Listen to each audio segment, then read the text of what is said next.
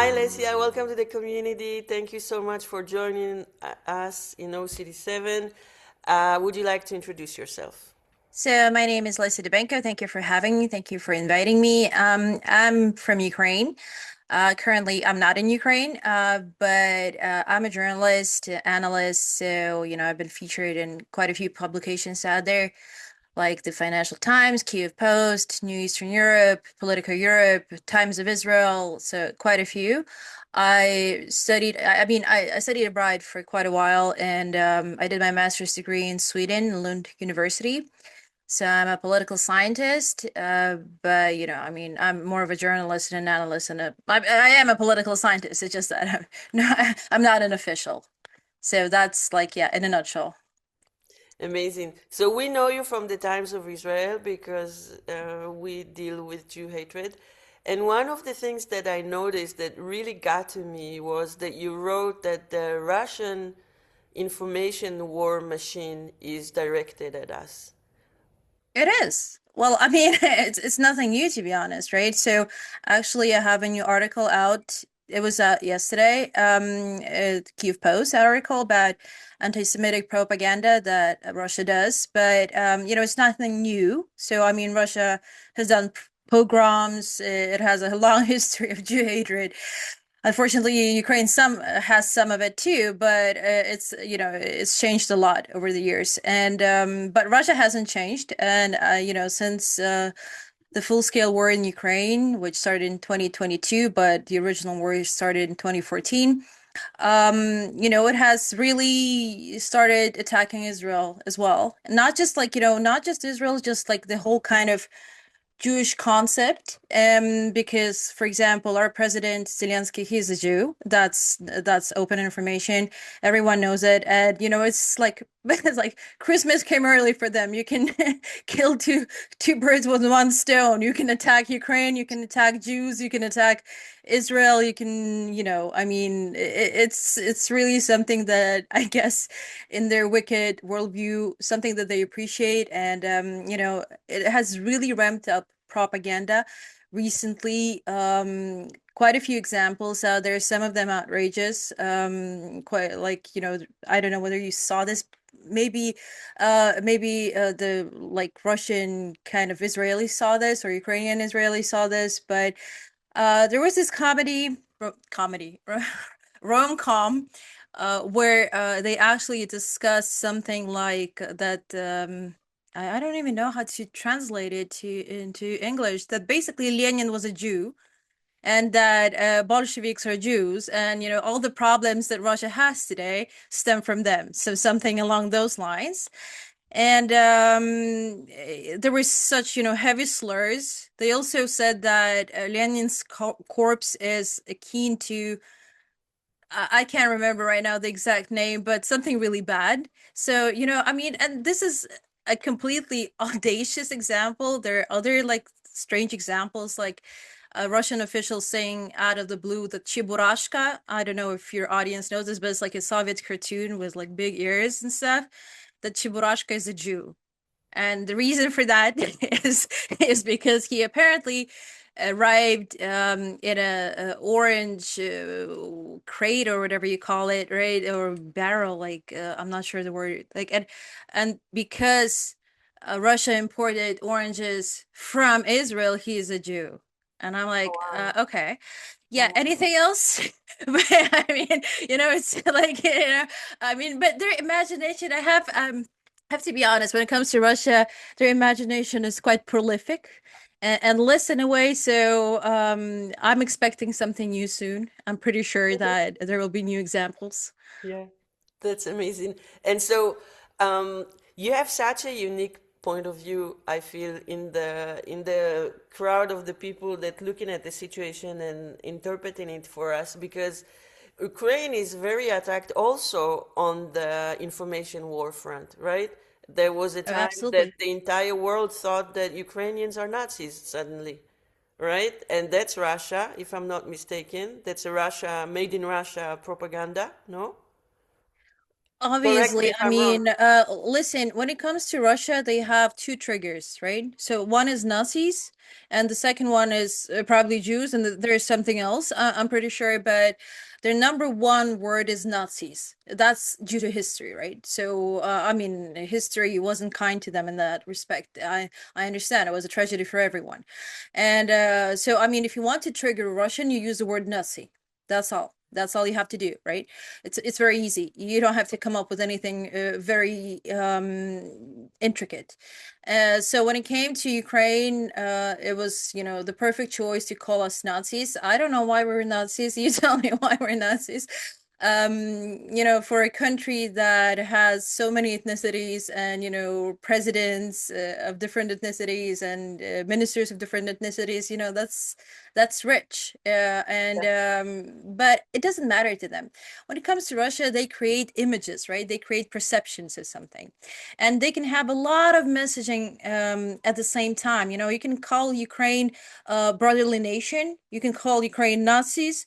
You can call Ukraine something else, and it will all somehow, despite different messaging, work because they target their audiences very carefully. They know how to cater to their audiences. So, to the older generation, we're Nazis. To the younger generation, we might be something else. To somebody else, we're going to be something else, So, I mean, they're very like, they craft their messages very carefully when it comes to propaganda, and that's why it's so effective. And in the past, I used to work with this NGO who did research regarding Russian propaganda, and they said that it's very complex and stuff. It's not complex at all. You just take a set of messages, cater them to everyone, and repeat them 24/7. 24/7, 24/7, 24/7. It's like in a way, it's like a clock, if you will, right? So it goes around the clock and it reaches the same conclusion all the time. Ukraine is a Nazi because la la la la la, and then it comes back to the statement that it's a Nazi.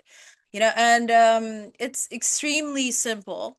That's why it's so effective because in my practice, I've never come across things that have to be intricate in order to be effective. On the other, like actually, it's vice versa. They have to be really simple. So that's why Russia succeeds in this. And it created that image that you're talking about, that Ukraine is a Nazi state or Ukraine is something else, simply by repeating things. So, they can take something from our history that might not be great, but, every country has a history Yeah, with not so great episodes in it, but then amplify it and make it seem as though this is something that we live by every day, yeah, or something that is, shared by the majority of people, which is, completely untrue. And, well, not, there's so many Ukrainians in Israel. I actually traveled there just recently in December, and I met a lot of Ukrainians. I mean, of Jewish heritage. I also have some Jewish heritage, and I mean, they all speak Ukrainian. They all support Ukraine, and everybody, like most of the people I met, they support Ukraine, and they 100%. know, they see through this. They see through Yeah, this, but still propaganda is very effective because unfortunately, it's also about the other thing that I noticed in my work too is that a lot of people don't have time to deep dive into somebody's history, yeah, understand yeah, why it's like that. They have their 9 to 5 jobs. They don't care. They saw a message that, for example, I don't, let's say not just Nazi Ukraine, but let's say that NATO, like the war happened because of NATO expansion, one of the famous, like the most famous narratives. Well, I mean, maybe to some extent, there's like when it comes to truth, there's some levels of truth, right? So, to some extent, probably, but then again, you have to ask yourself, why did the NATO enlargement happen? Precisely because of Russia, because it attacks its neighbors. There's no, like, there's nothing very difficult about it. It's like right. it attacks the neighbors, hence they want to join in an alliance that protects them from that. Do they deem NATO a threat? Of course they do. I mean, it's normal to deem an alliance that is, has a history of Cold War as your threat, but NATO doesn't threaten Russia in a way that it wants to attack it and conquer it and subjugate it. But Russia seems to have the agenda that's precisely that, to attack Georgia, to attack Ukraine. Belarus, it doesn't invade because it's already under its control, but who knows what's going to happen. maybe they'll invade it too, like properly. And so every yes, like I said, every truth has its level. So to some extent, yes, but this is why they joined. And was it like did the war happen because of NATO? No.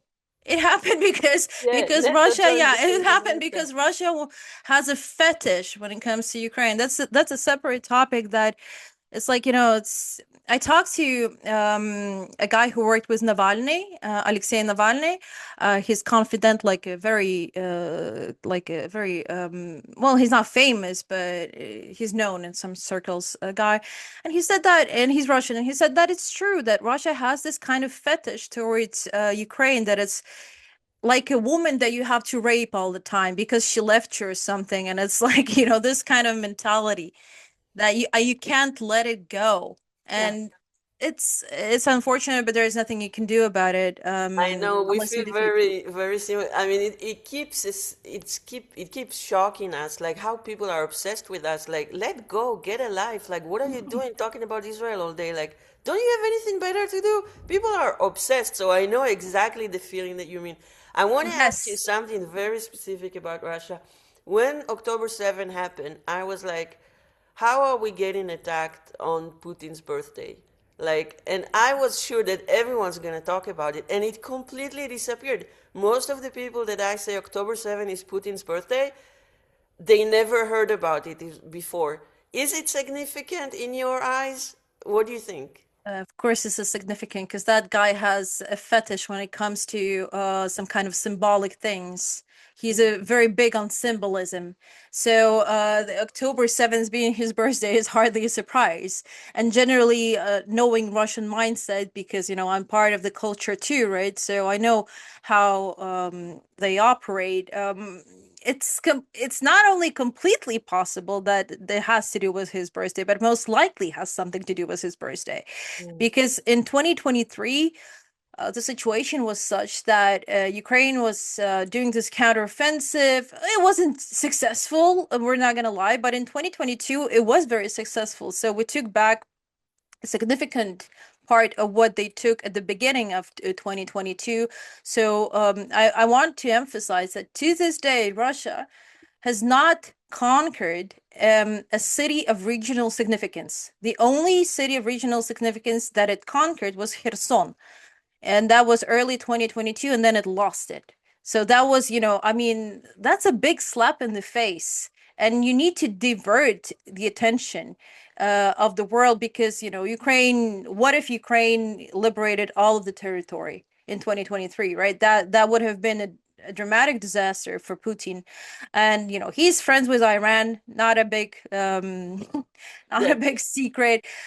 He's friends with China, even though, I mean, that kind of friendship is more about being a slave than a friend, but nonetheless, that is what we call the axis of evil. And Iran, well, it has its proxies. I'm not gonna explain you whose proxies they have, yeah, Yeah. in the region. And I'm pretty sure that it was some kind of a win-win situation Mm, when Iran thought, oh yeah, why not destabilize something in the Middle East? And what do you destabilize in the Middle East? I think the answer is quite obvious. And uh, all along, I remember when the war like broke out to such an extent in Ukraine, I thought that probably Israel is going to be next or something, because it makes sense in the way the world operates and intensity and local conflicts and so on. I thought that probably it's going to be next, and I remember somebody told me that the then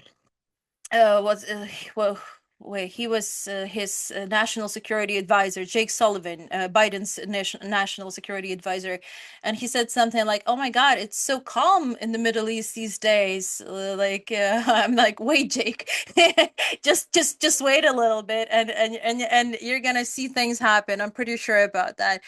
Well, it I did mean, feel but like, yeah, it did feel like that because you had so much support in the West, and that yeah, probably yeah. drove him crazy, right? Of course, it drove him crazy. And I think what drove him crazy the most was that the original plan failed. because even if let's say that the 3 days that we're going to take Ukraine in 3 days, or we're going to take Kiev in 3 days, is propaganda. Let's say that this, it might be Ukrainian propaganda or Western propaganda, but I'm pretty sure that the bet was that the war would be over in a couple of weeks, perhaps. Mm. So something like that. So, they would take, for example, Kiev, then they would do something else. I'm pretty sure that they would have annexed the whole Ukraine. Some people say no, it's about political influence.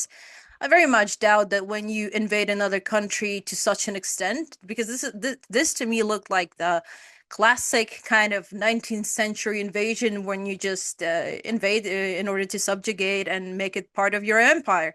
That's what it looks like. It's not about political influence.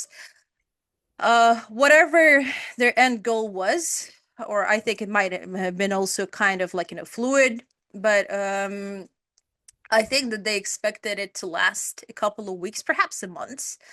And I don't think that they expected it to turn into 4.5 4 years, over 4 years now.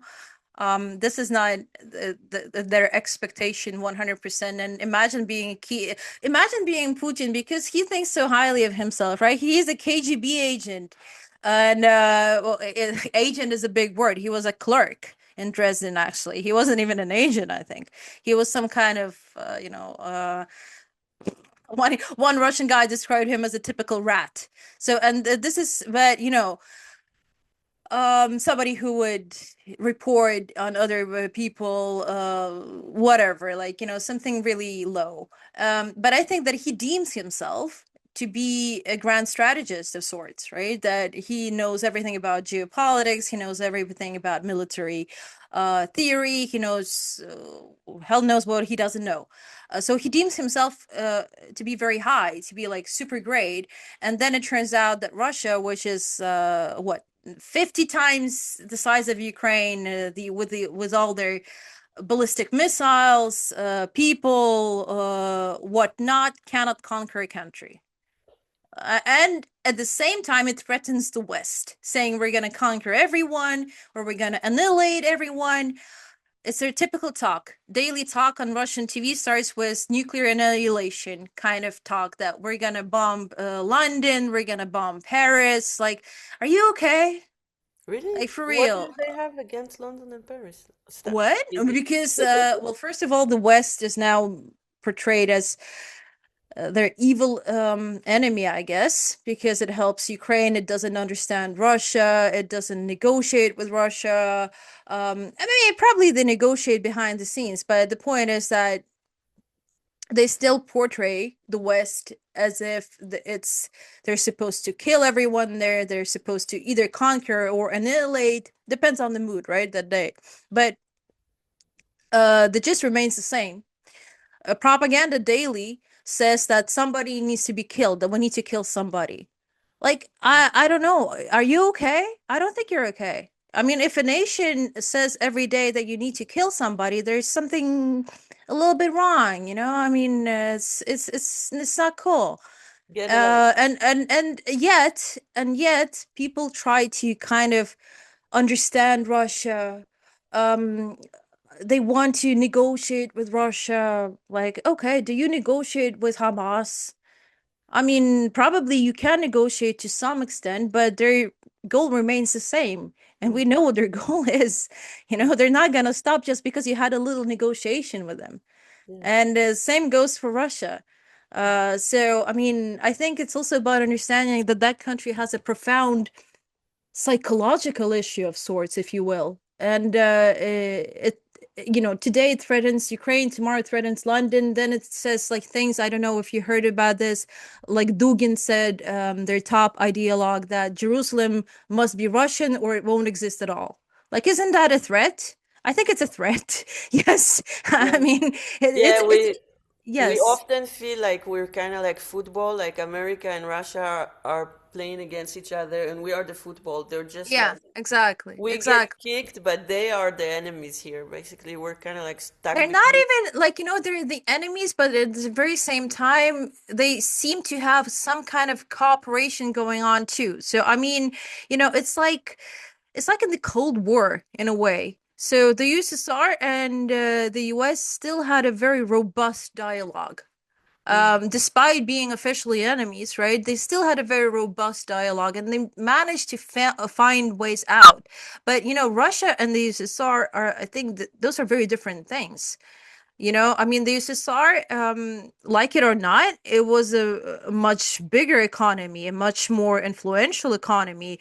It was an ideology, even if it was a flawed ideology, it was still that. Now Russia is basically run by a mafia, which controls nuclear weapons. We don't even know in which condition those nuclear weapons are, because it's very expensive yeah, to actually maintain that. yeah. So maybe half of their arsenal is gone. In reality, we don't know, but this is just a hypothesis. And it's run by a mafia who nonetheless believes itself to be a super robust economy. Like, no, your economy is, if I can't double check that claim, but I remember that somebody said it was the size of Italy.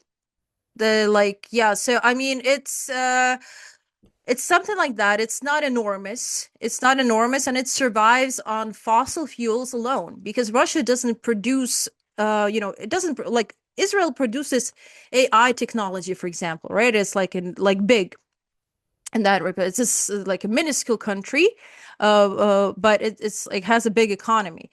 And Russia is an enormous country, and its economy survives on gas exports, oil exports, and that's it. They don't produce something else. They produce only raw material that they sell, or they produce something perhaps like, I don't know, caviar, and diamonds. Still, it's not something that you uh I don't know, doesn't have what do you call it, like an edge. So it's just okay, you caught fish and then you took the caviar and then you sold it, but it's not about human capital, right? So that's a big deal, and I think that it's also very important to take into account that Russia is not strong. It's not a strong place, yet it behaves like one. And it a lot of people still believe that it's very strong. But I keep saying that, like, look at it, like, just check their GDP, check their GDP per capita, which is even a greater indicator of how the economy is doing, and, draw conclusions as to whether you need to be that afraid of that specific country. Just, I mean, they're not going to push the nuclear button out of the blue, right? So everyone can talk about it, but still, I mean, they're not that idiotic, I think. They just like to talk about it. What do you think about what they did in Syria? I'm just curious because this is actually affecting the entire Middle East. I mean, I mean, they did, they just capitalized on the opportunity, right? So Bashar al-Assad,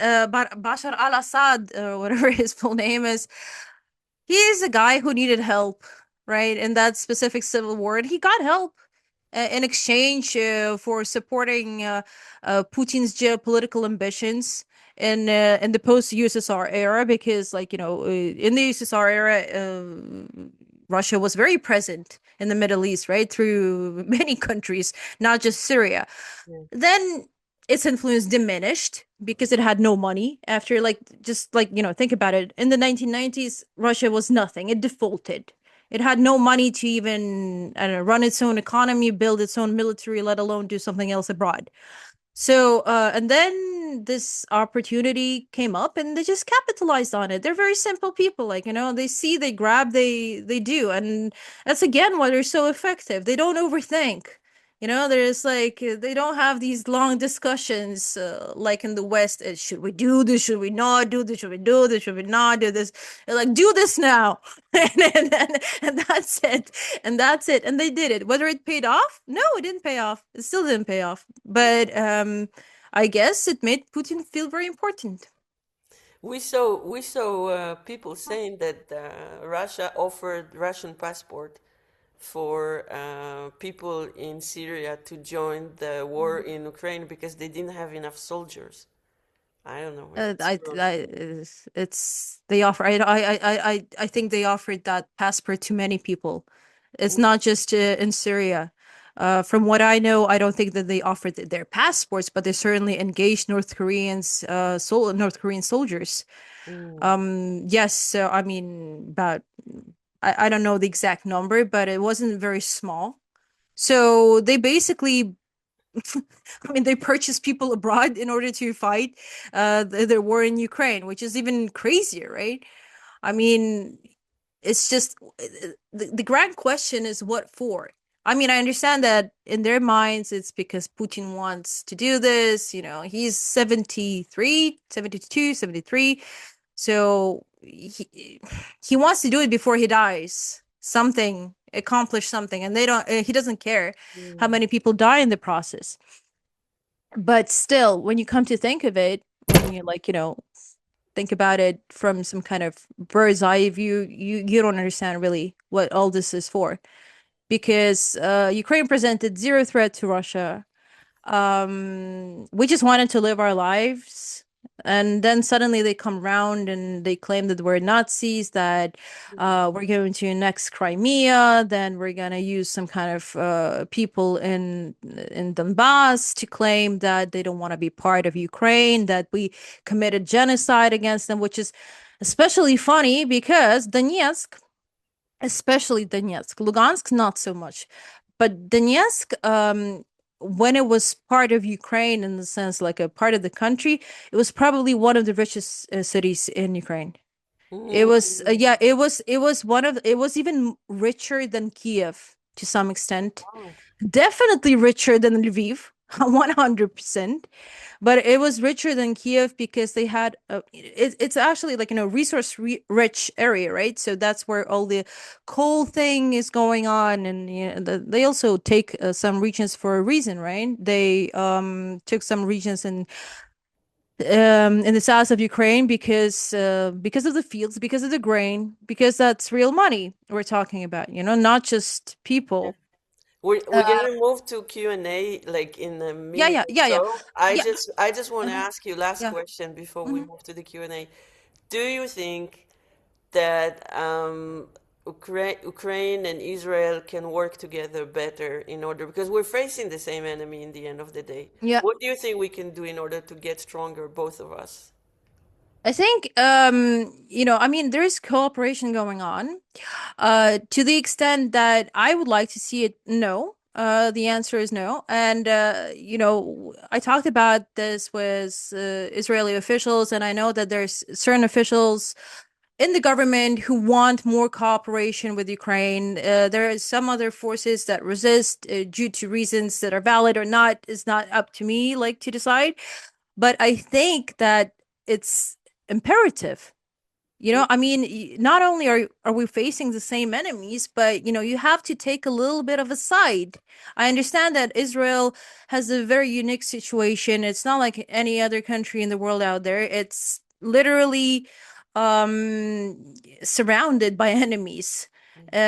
Right? So, I mean, I understand that. I can sympathize with that. But still, if you think long term, you need to build a new strategy, because the old strategy and the old kind of balance of powers, or whatever other big jargon things you use here, is broken, right? So you need to understand that in the long term, or at least in the next decade or so, Russia is not going to become any nicer.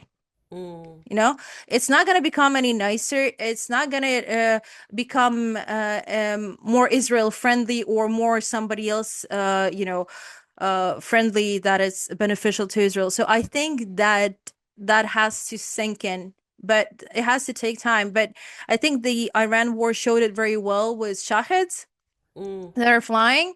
So Ukraine can down them much more efficiently, money wise, even, not just like, not expertise wise, but because our soldiers and our experts learn how to do it, right? And that matters, because it doesn't look like the Iran war is, I mean, I don't know, it's not up to me to decide the Iran war is going both good and bad. But also, you have to understand that I don't think that Iran will disappear fully. and that the regime will completely be decapitated.